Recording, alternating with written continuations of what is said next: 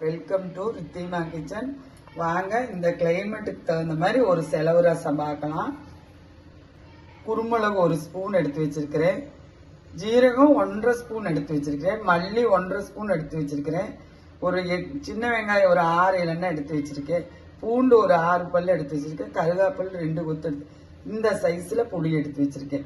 இது எல்லாம் கூடி அரைச்சிட்டு வந்துடுறேன். நைஸா அரைக்கணும். இதெல்லாம் அரைச்சிட்டு வந்துடுவோம். இதுல இந்த ரசம் குழந்தை பிறந்த வீட்லயும் இந்த ரசம் வச்சு கொடுப்பாங்க. அதுக்கு ஒரு திப்பிலி மாத்திரம் வச்சுக்குவாங்க. இதுல ஒரு வால் மிளகு வச்சு அரைப்பாங்க. அது பால் ரொம்ப நல்லா சுரக்குன்னு சொல்லுவாங்க இந்த ரசத்துக்கு. வாங்க பார்க்கலாம். நான் அரைச்சிட்டு வந்துட்டேன். அதுக்கு தேவையான தண்ணியும் கலக்கிட்டேன். 1/2 லிட்டரு நான் எடுத்த அளவுக்கு 1/2 லிட்டர் ரசம் வைக்கலாம்.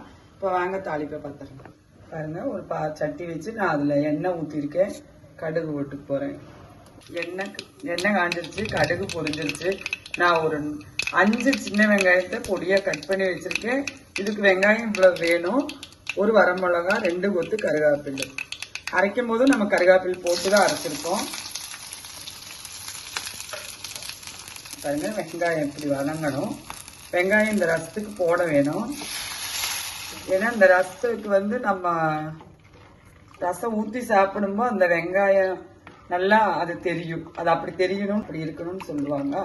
நல்லா இருக்கும் அந்த ஃப்ளேவர். அதுக்கு தேவையான அளவு உப்பு போடுறேன். இதுல எந்த பொடியும், பெருங்காய பொடியும் வேற ரசப்பொடி எதுவுமே யூஸ் பண்ணக்கூடாது. இது நம்ம வேற ரசம் கொதிக்க கூடாதுன்னு சொல்லுவோம். இந்த ரசம் நல்லா கொதிக்கணும். ஒரு 2-3 கொதி வந்த விட்டு தான் நம்ம இந்த ரசத்தை ஆஃப் பண்ணணும். அப்பதான் அந்த பச்சை வாடையெல்லாம் போகும். நல்லா ரசம் ஒரு 12 நிமிஷம் கொதிச்சிருச்சு. இது நமக்கு போதுமான அளவு.